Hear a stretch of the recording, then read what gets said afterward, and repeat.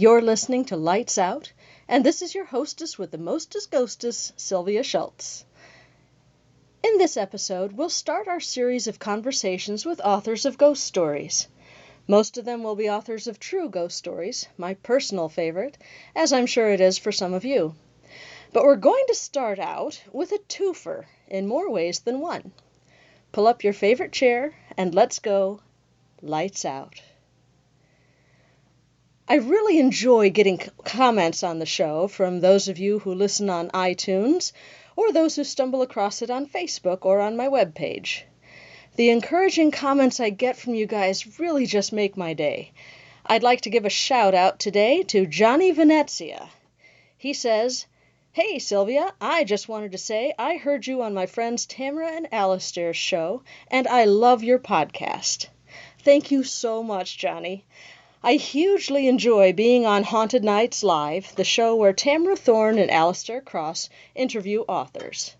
They mostly chat with horror writers, but they've been gracious enough to invite me on several times as well.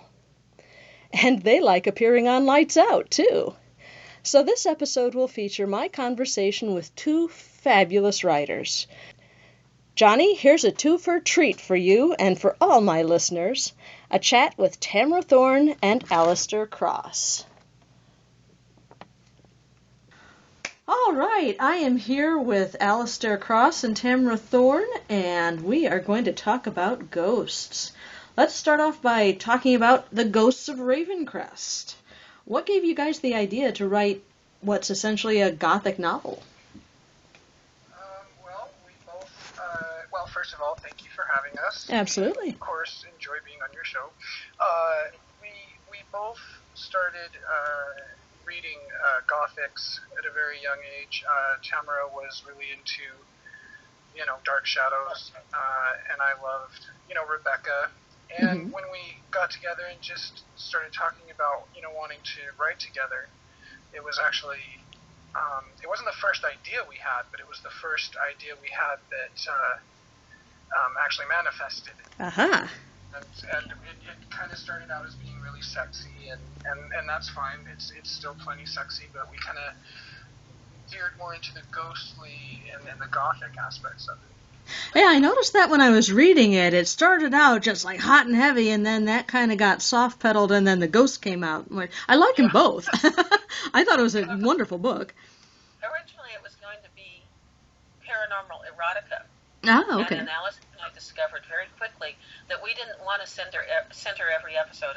It was a serial novel originally. Yeah. Around a sex scene. The characters.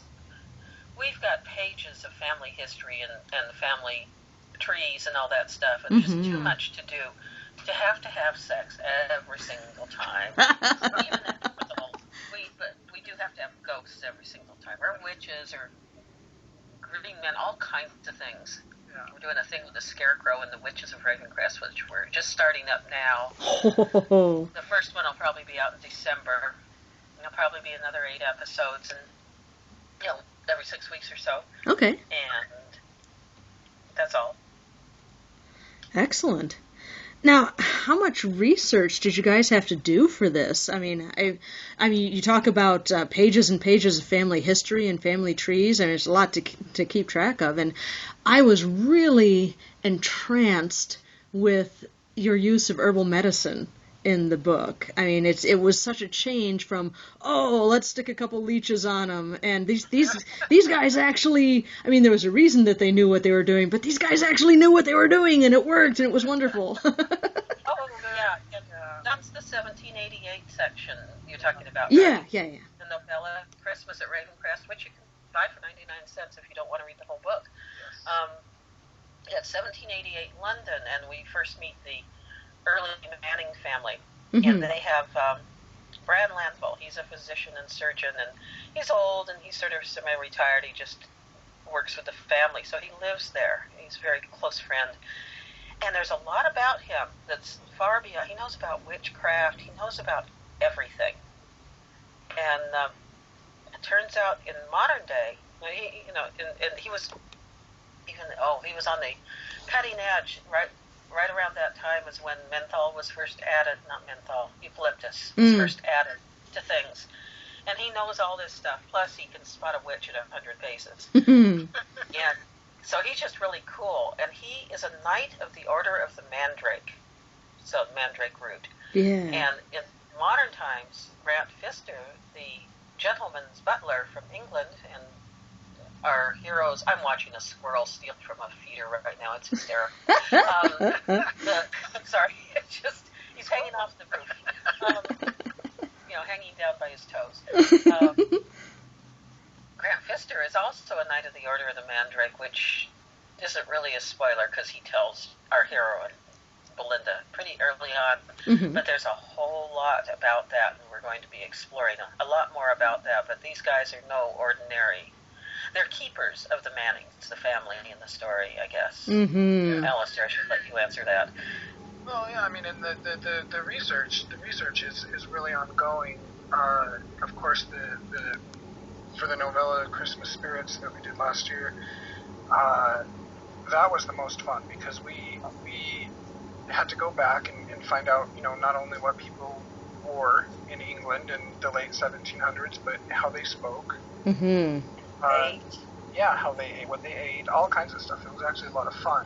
What they did for entertainment, which makes me really, really glad that we live in 2015. But it's really ongoing because there's so many characters and so much information about all of them. This is part of the reason why we, it's just kind of ongoing. The Ghosts of Ravencrest, it came out as a full-length book in September. And of course, the 8 installments are all collected into the full-length book.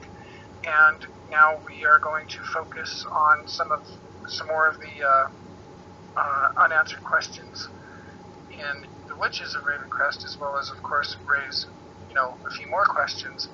It's very complex, and we have really big files. We have family history.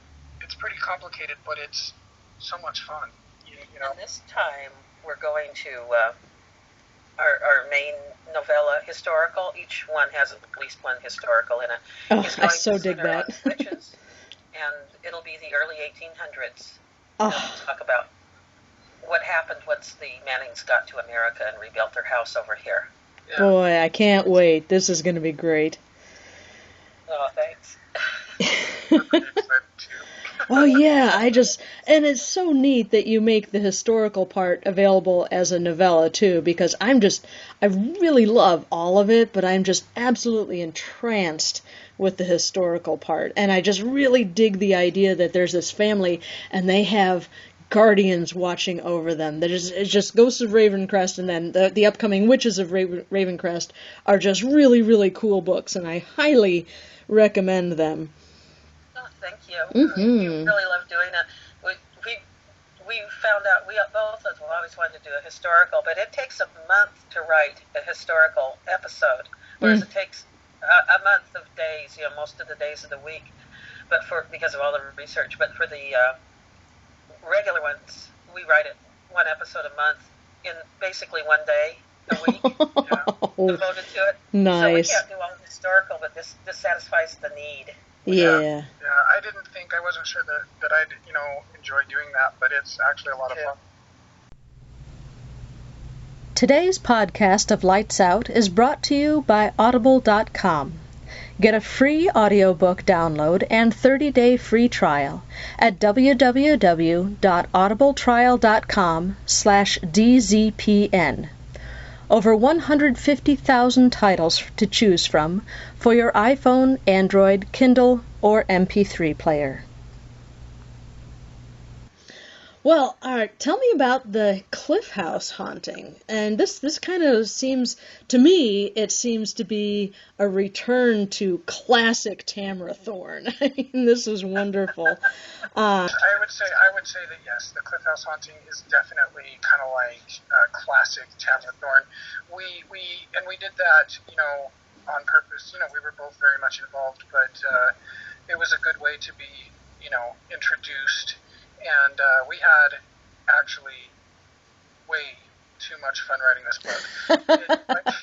Well, some of those characters are just atrocious. Dr. Seachert and and they were, yes, Constance Welling. Oh, yeah. Yes.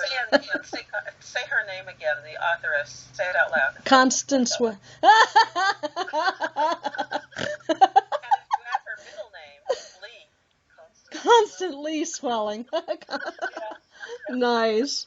Yeah, we had a lot of fun with that. But it's basically, it's about a water elemental. There's a serial killer who's, the water elemental is the Blue Lady, and she's actually assisting the serial killer. And it's character dense, and it's a lot of fun. There's a lot of really, and as the story progresses, the characters become, more deranged a little bit because of what's going on. I didn't say that again. Yeah, it becomes pretty crazy. And keep in mind, what you read, we cut out about 50,000 words.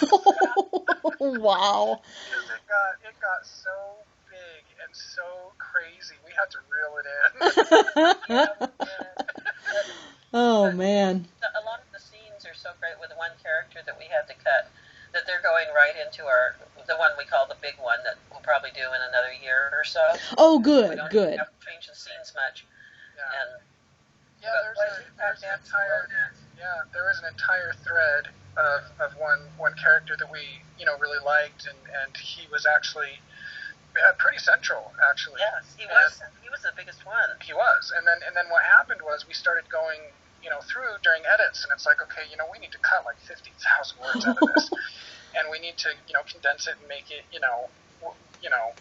reader friendly. Mm-hmm. And so, but we loved this guy, and he was so central. But really, at the end of the day, when we looked at the manuscript as a whole, he was the one that made the most sense to cut. But these scenes were so great. His story was so great. So what we did is we cut him out. We tied up the loose ends. Put other characters in place where where there were gaps. We engaged one guy to give romance to the innkeeper's daughter. Mm. He was going to have romance with someone else, but we made him switch teams. And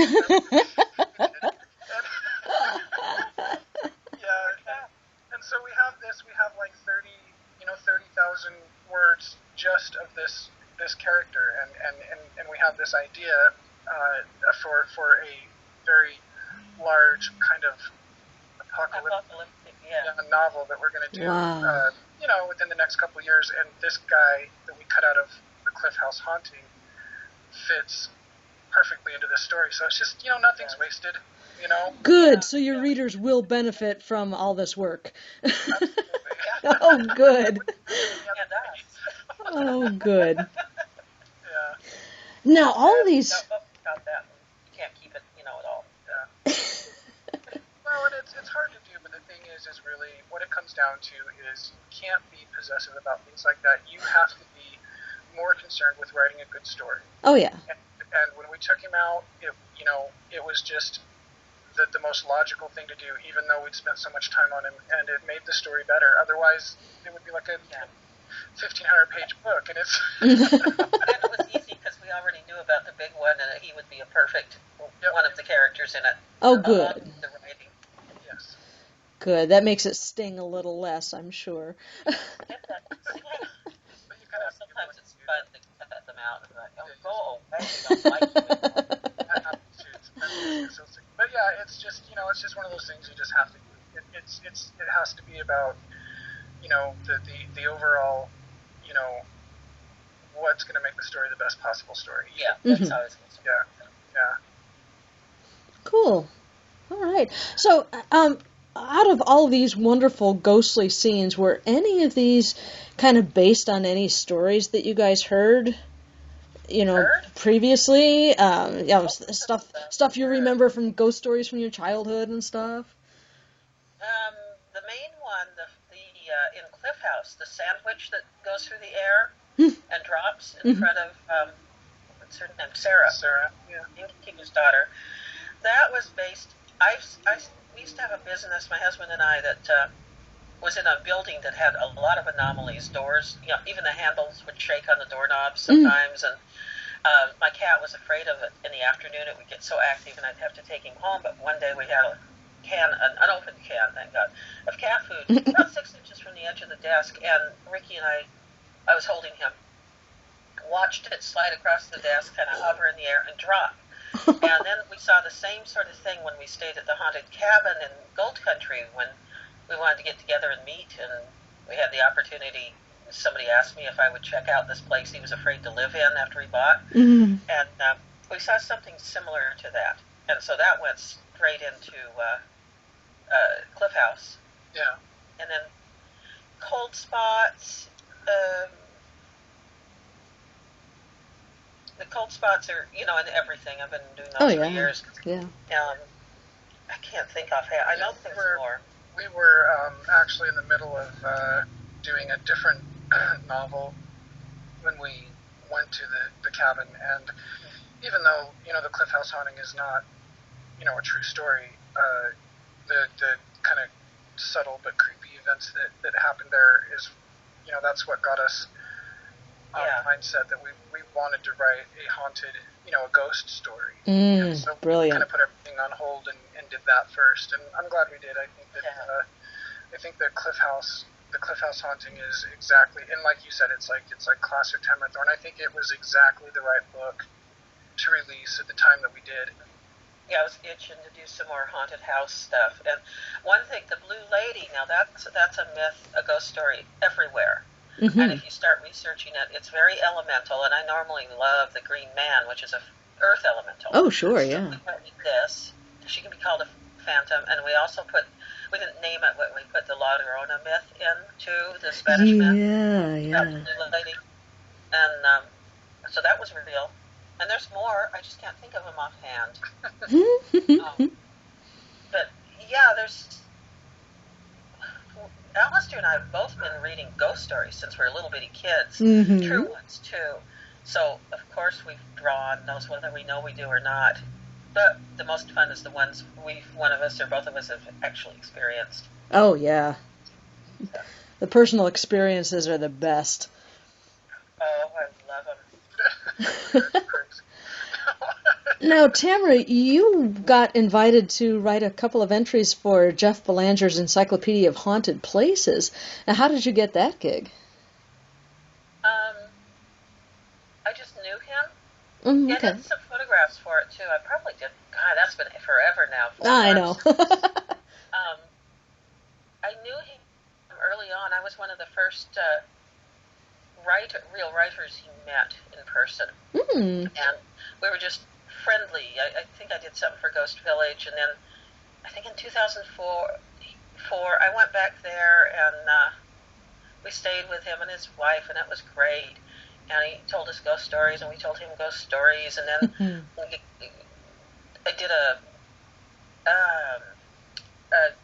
guest spot for something in California around Whaley House, and I suggested they invite him. He was just getting into the books then, and I remember we were in room 309 at the Horton Grand, and he was in the next room over, and his room was scarier than our room. But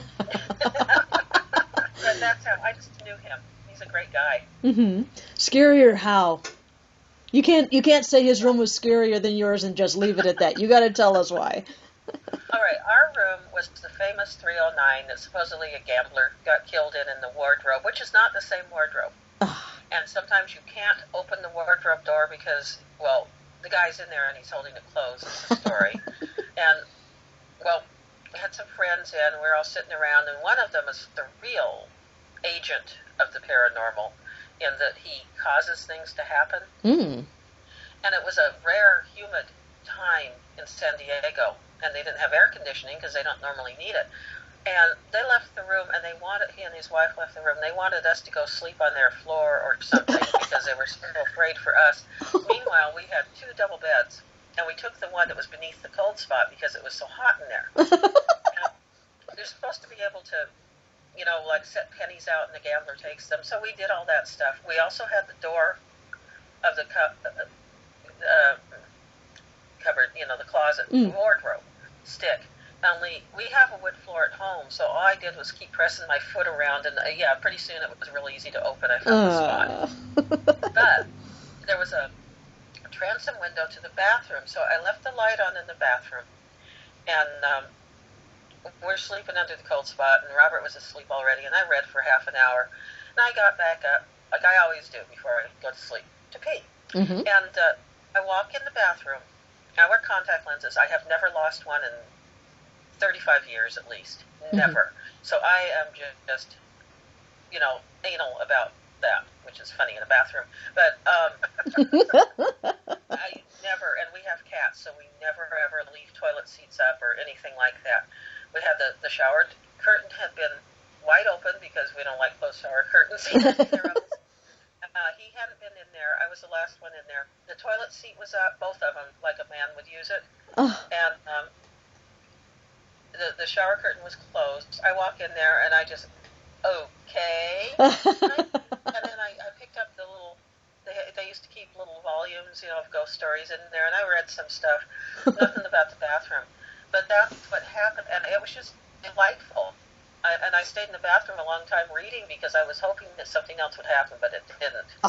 But next door, Jeff was in the Oriental room, which had this, we saw it the next morning.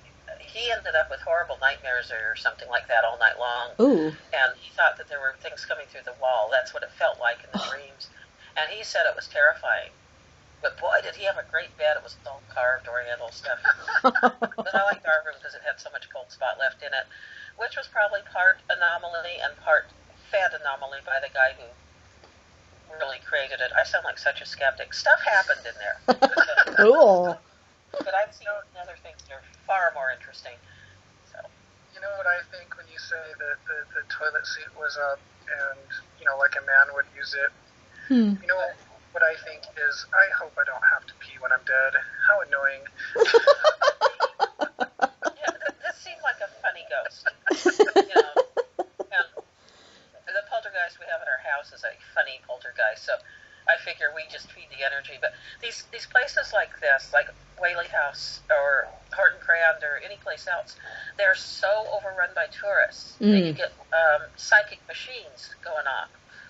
And I've been in Whaley House late at night with just like 3 other people, mostly cops. And other things happen there, aside from the ones that are reported. You hear the usual footsteps and stuff, but other stuff that isn't reported happens then. And I never say what it is because I don't want to ruin it. But those psychic machines will get you every time. Not that there's anything wrong with that, but they're not quite as good as the real thing. Right. And Alistair, how about you? Do you have any personal experiences to share? I mean, there have been a few things that have happened, in my life, of course, that I, haven't been able to explain. One happened a few years ago that, and this is going to sound like a UFO story, and I think that that's just cheesy, but I can't explain it. I don't think I was visited by a UFO or anything like that. But several years ago, my wife and I were sleeping, and the entire room lit up in this really creepy, unnatural way. Like it was like white, bright white light coming in, through the windows, but it was a different kind of light. Like it wasn't concentrated. Like it didn't come through the window. It was just, the whole room was just white. And we looked at each other and we were like, what the hell? And we got up and, looked out the window, and there was just white light coming in. Everything was just white. And you couldn't see a source for it? No. Wow. No. And then it was just gone. And I don't think it was like a UFO or anything like that. I just don't. But I don't know what it was. And it was just really, really strange. Otherwise, I remember as a kid once, seeing a woman in my room. I woke up again in the middle of the night, and, of course, the logical explanation is that it was a dream, but it didn't feel like a dream, and I don't, even to this day, believe it was a dream, but I just saw a woman standing in my bedroom, didn't know who she was. She wore, like, a pale blue, nightdress of some sort. She seemed completely unaware of me. It's like she was doing things that didn't correspond with her surroundings. What I mean by that is that I'm not sure what she was doing, but like imagine someone trying to, watching someone drying and washing and putting dishes away or something like that without there being any cupboards or dishes. So she was doing something. She was just kind of going about her business, whatever that was, and it didn't correspond with her surroundings. And I said, "Is that you, Mom?" Which is, I knew it wasn't. But the funny thing is I wasn't scared. I remember rubbing my eyes really hard, and she was still there. And then she was just gone, and she didn't evaporate or, disappear. She just simply wasn't there anymore. And I just went back to sleep. I wasn't nervous. I wasn't upset. Nothing. And I remember the next day, of course, asking my mom if, of course it wasn't her. But, and of course, it's just a dream, and, maybe, but it didn't seem like a dream to me. Now, the long version, it sounded like you were wide awake. It wasn't hypnagogics. Yeah, it was, so I mean, there's things like that, and I can't explain it. I don't know what I believe it was. I don't know. How old were you? This is what I like about Alistair. He's like me. We don't know what the stuff is we feel. We just know things happen.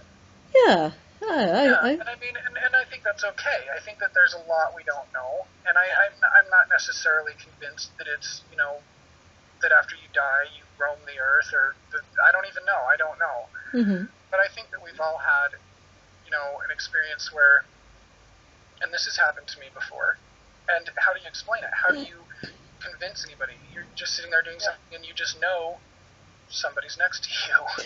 Yeah. And it's just there's no question in your mind. And how about all that rapping at the cabin outside the door? That scared this Jesus out of us. And there's that. There's no way that could be, that could have been, a joke. Is miles out there. But what is it? I don't know. And I'm pretty okay not knowing. I'm comfortable with this. That's fun, not knowing. Yeah, that's the way I approach it, too. I mean, I don't have to find an explanation for everything. If I experience something weird, I just say, you know what, that was weird, and I just go on from there. And if nobody else believes me, that's okay. Yeah, exactly. Yeah.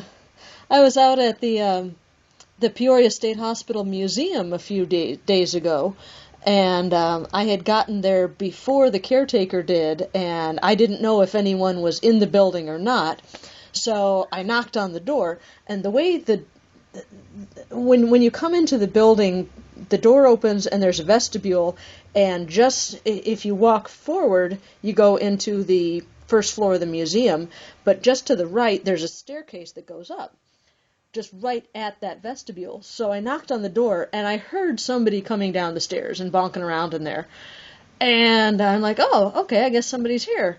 And I knocked again, and nobody came to answer the door. And I looked through the windows, and there was nobody in there. And I texted the caretaker. I said, are you here, or are you still on your way?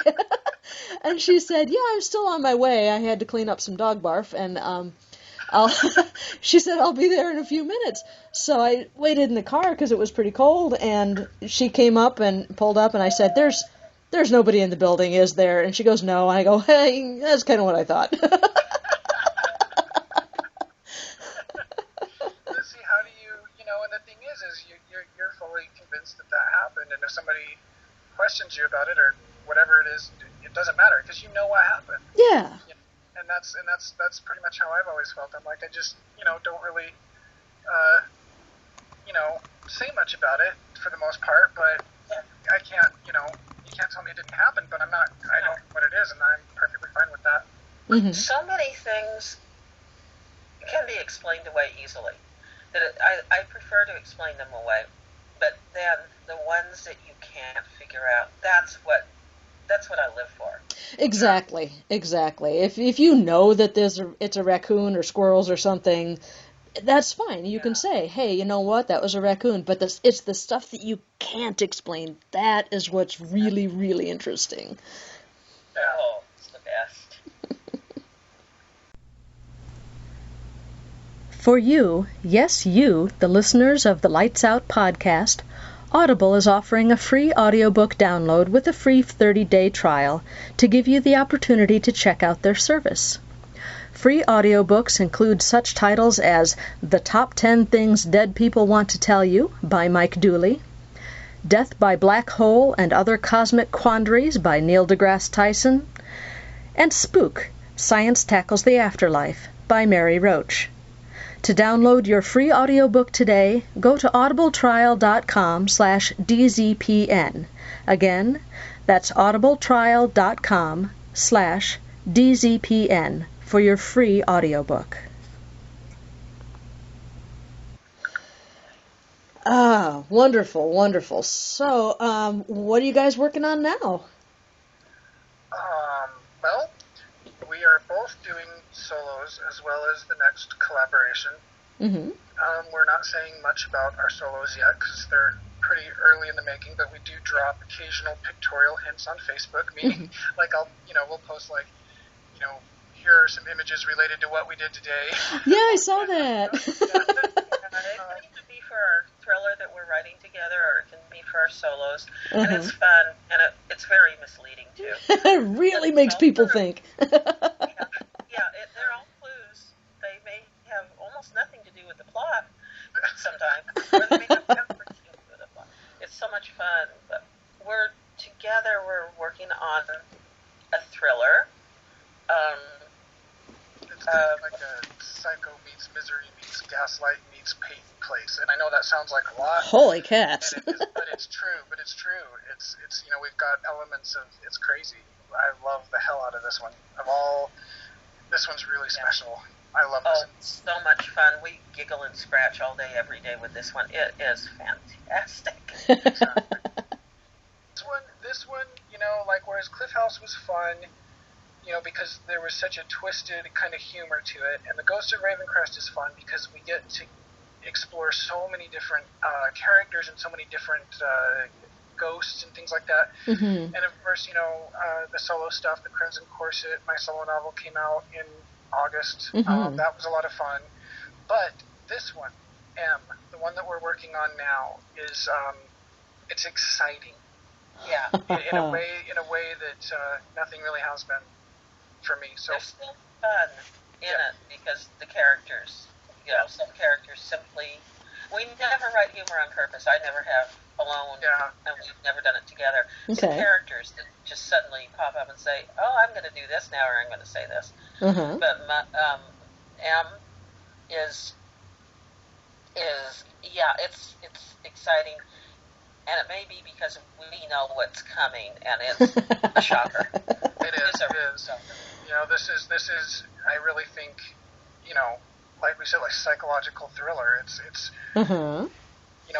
To be totally honest with you, we don't. This could go a couple of different ways. Ooh. And and we don't know. We're okay with that. We know. Yeah. We're just kind of letting the story tell itself, and for all we know, it could do a 380, and we could end up in a whole different spot than where we originally planned. But we like it that way. Mm-hmm. Yeah, we like the character. The characters always know best. Yes. They're your true subconscious, and they do know best. We have a pretty good idea of where this is going, and I don't imagine that it'll veer too far from the original plan, but it may, and that's perfectly okay. Mm-hmm. Mm-hmm. But it's gonna be a shocker no matter what. It is because it's very lots of twisty turny stuff.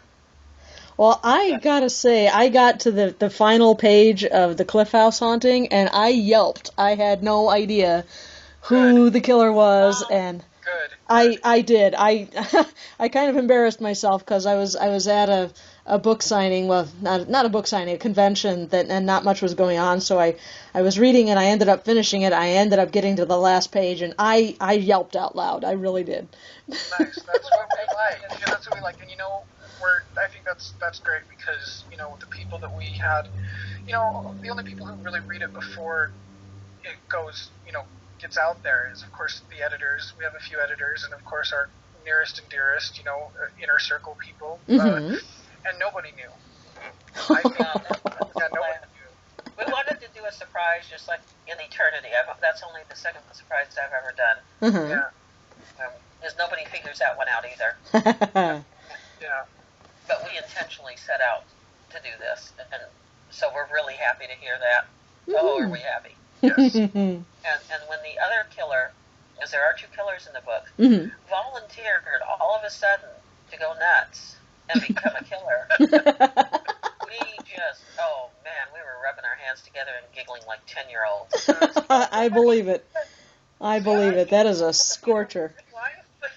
Yeah, exactly. And I'd say the Cliff House Haunting is actually a prime example of how plots just kind of play themselves out. Because, you know, like, for example, you know, Dr. Seekert, he stepped up.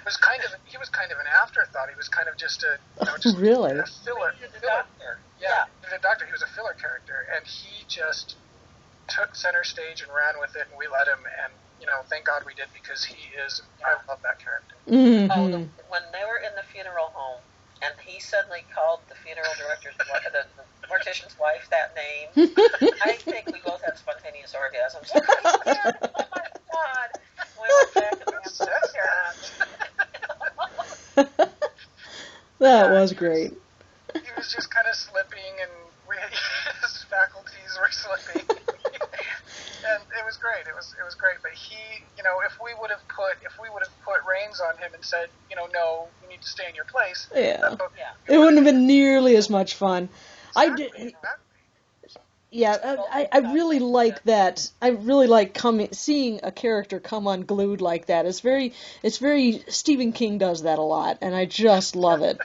That's my favorite thing. You've got to have characters come unglued. That's just the best thing in the whole world. I can't think of anything better. I'm sitting here giggling thinking about this. Some of the things. I remember getting a text from my sister. You sick bastard! Who wrote this scene? And we don't know. No idea who wrote what. So that's like, although if it's something especially nasty, I will usually take credit for it just to save him from hate mail. Because if a girl does it, it's okay. You know.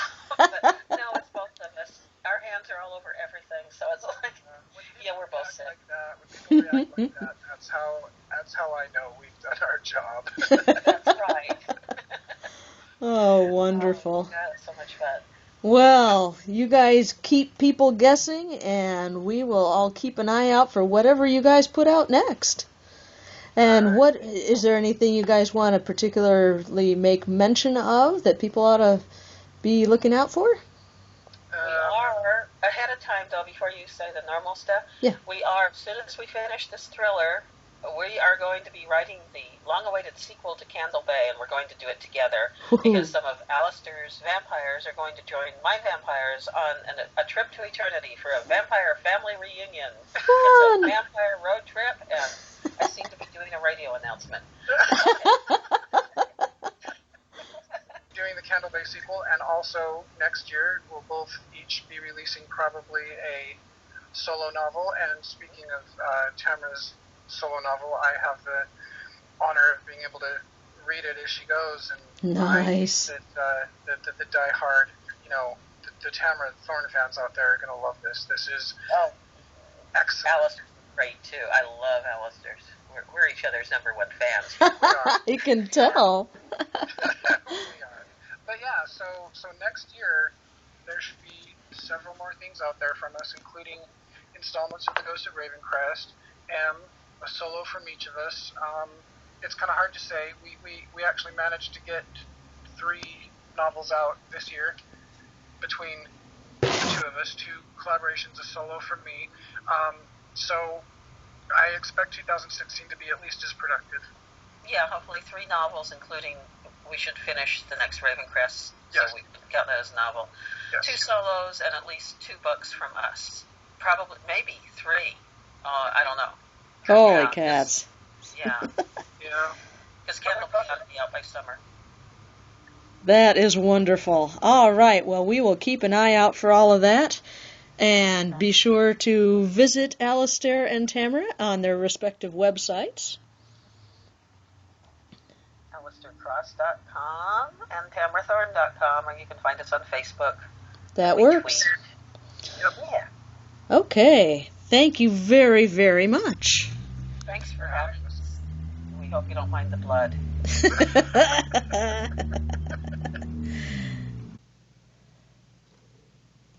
Thanks so much for joining me for this episode of Lights Out. I had such fun chatting with Tamara and Alistair. I hope you guys had fun too. Do look for their co-written novels, The Cliff House Haunting and The Ghosts of Ravencrest, and keep an eye on their websites to see what's coming up. If you're listening to the show on iTunes, please feel free to visit my website, sylviashults.com, for all sorts of paranormal goodness, including a look at my most recent book, Hunting Demons. It's available on Amazon by following the link on the website, and it is also available on Kindle. Again, thank you for listening. Please join me next time when we will be exploring haunted Rockford with author Kathy Kressel. Until then, keep your batteries charged and we'll go lights out.